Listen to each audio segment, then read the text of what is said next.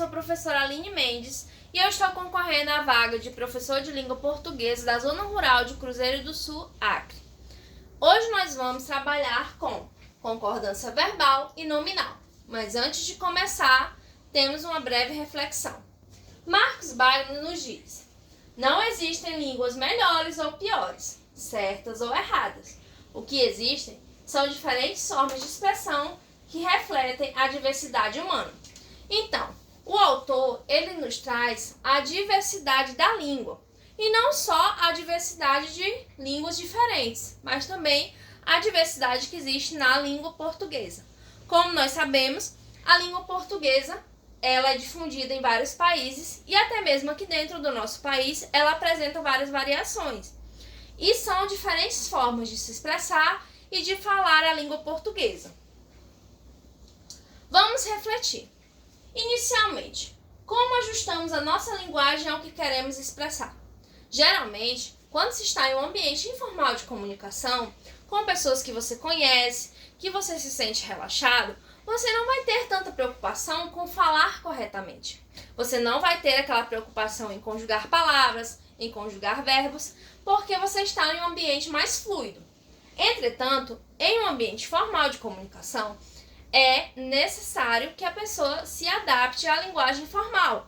O que isso significa? Seguir a norma padrão da língua portuguesa. E como que as regras de concordância nos ajudam na clareza e na precisão da comunicação? É isso que nós vamos ver. Mas antes de mais nada, deixa eu perguntar para você, o que é concordância? O que você entende como concordância? Concordância nada mais é do que o ato de concordar. Então, a concordância trata de como existem termos da oração que vão seguir outros termos. E é isso que nós vamos ver. Inicialmente, nós temos a concordância verbal. A concordância verbal, ela ocorre quando o verbo ele se ajusta ao meu sujeito, concordando em número e pessoa. O que isso quer dizer? O meu verbo, ele sempre vai concordar com o sujeito da minha oração. Então, os alunos estudam. Os alunos é um grupo de crianças, alunos, está no plural.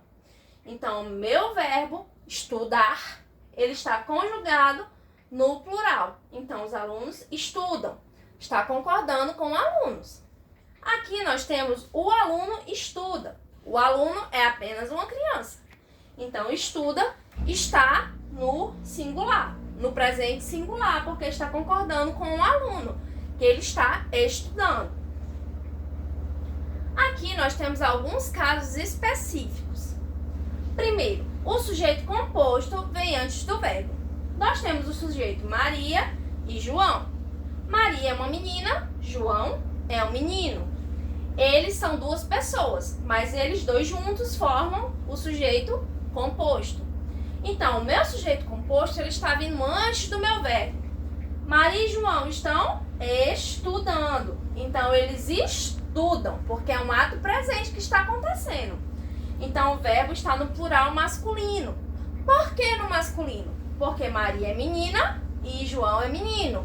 E na língua portuguesa, sempre que eu vou dar o plural de um grupo de meninos e meninas, eu vou colocar no masculino, tá bom? Então, Maria e João estudam juntos. Aqui nós temos um outro exemplo. O sujeito com pessoas...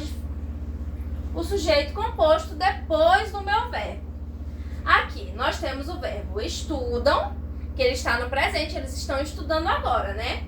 E juntos Maria e João. Então, novamente, estudam vai se referir a Maria e ao João. O meu verbo vai estar no plural masculino, porque está concordando com o meu sujeito composto, que é uma menina e um menino. Então, sempre plural masculino, tá bom? Vamos aos casos específicos. Aqui, nós temos o sujeito com pessoas diferentes. Nós temos eu e meus amigos estudamos juntos. Eu está na primeira pessoa do singular. E o meus está na terceira pessoa do plural. Então, o meu verbo, ele está no presente, porque estudamos, né? E ele vai se tornar composto Porque vai concordar com a primeira pessoa do plural, que é nós. É eu e meus amigos. Então, somos nós, tá bom? Então, aqui estudamos estar na terceira pessoa na primeira pessoa do plural, nós. Temos outro exemplo. Tu e ele são responsáveis. Tu está na segunda pessoa do singular. E o ele está na terceira pessoa do singular. São pessoas diferentes. Então, hierarquicamente, o tu vem primeiro, por ser a segunda pessoa do singular. Então, o sujeito vai se tornar composto e o meu verbo vai concordar com a terceira pessoa do plural, que é vós. Tu e ele são responsáveis. Agora nós vamos para a concordância nominal.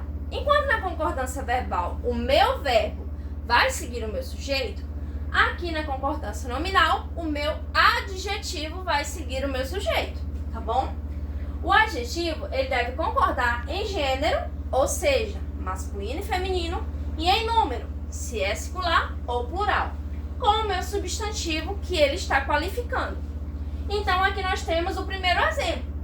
As casas são bonitas. Quem é o sujeito da minha oração? Casas, pois eu estou falando das casas. Bonitas está no plural e no feminino, porque casas está no plural e no feminino. Então, o meu adjetivo vai concordar com o meu sujeito. Aqui no outro exemplo, o carro vermelho está limpo. Carro está no singular, porque é um único carro. E é uma palavra masculina. Então, limpo, que é o adjetivo, tem que estar no singular masculino. Nós temos alguns casos específicos dentro da nossa concordância nominal. Aqui, as palavras menos, alerta e pseudo são palavras invariáveis. O que isso significa? Menos não existe, gente. Alerta também não apresenta variação, tá? Deixa eu dar um exemplo para vocês. Se você vai falar, os soldados estão alertas, não existe. Os soldados estão alerta, porque alerta não tem variação. Assim como a palavra pseudo, que é a mesma coisa de falso, né? Pseudo não apresenta variação. Nós temos aqui a expressão, é proibido fumar. O adjetivo proibido, ele não tem variação, porque ele está seguido apenas da palavra é. Então, é proibido, não pode ter variação. Mas nós temos uma outra situação. A entrada é proibida. Aqui, entrada é um substantivo feminino, seguido de um artigo a, está antes da expressão é proibido. Então, aí sim, eu posso ter uma variação. Eu posso falar que é proibida a entrada, porque antes eu coloquei a palavra entrada, tá? Diferentemente aqui, que é proibido estar no começo da minha frase. Então, se tá aqui no começo da minha frase, eu não posso ter variação. Mas se eu digo que a entrada é proibida, aí sim, beleza, eu posso ter a variação, tá bom? Próxima situação. As palavras muito, pouco, meio e caro, eles podem mudar dependendo do substantivo ou contexto. Um exemplo, muito. Eu posso dizer, hoje estou muito cansada. Não tem variação. Mas se eu disser, eu estou com muita fome, aí sim, eu posso ter essa variação. A palavra pouco, da mesma forma, estou com pouco sono. Ou estou um pouco cansada, não alterou. Mas se eu disser, eu tenho poucas horas, poucas está concordando com horas. A palavra meio é uma palavra que a gente precisa ter bastante atenção. Porque meio, ele, quando se fala de quantidade, ele tem a variação meia. No caso, quando você fala, são meio-dia, você pode falar certo, porque é metade de um dia, meio-dia. Mas se você disser, são 2h30, não existe isso, né, gente? É 2h30, porque o meio está concordando com metade de 1 hora. E a palavra caro também, que ela dependendo da situação, ela pode ter uma variação. Vamos fazer uma recapitulação. Na concordância verbal, O meu verbo, ele vai concordar em número e pessoa com o meu sujeito. Então, se eu tenho uma situação que eu quero falar, uma situação de um verbo, eu vou concordar. Que nem eu dei um exemplo para vocês. As garotas foram ao shopping.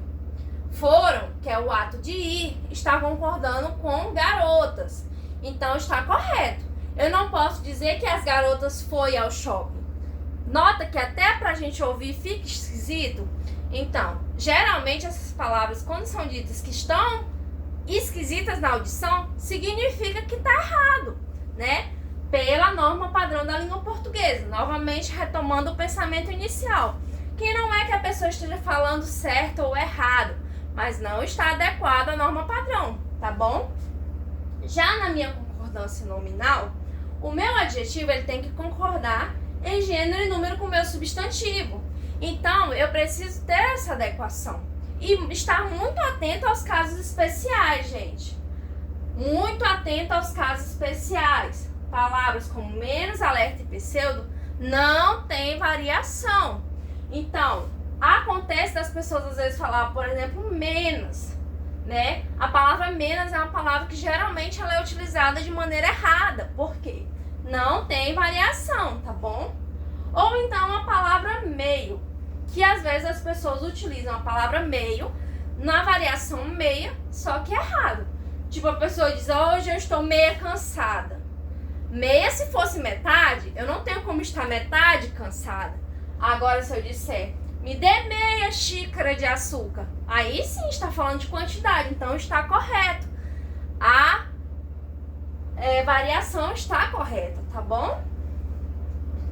Então vamos lá, gente. O que é que nós podemos concluir com a aula de hoje? Que dominar a concordância melhora a clareza da comunicação e fortalece a escrita.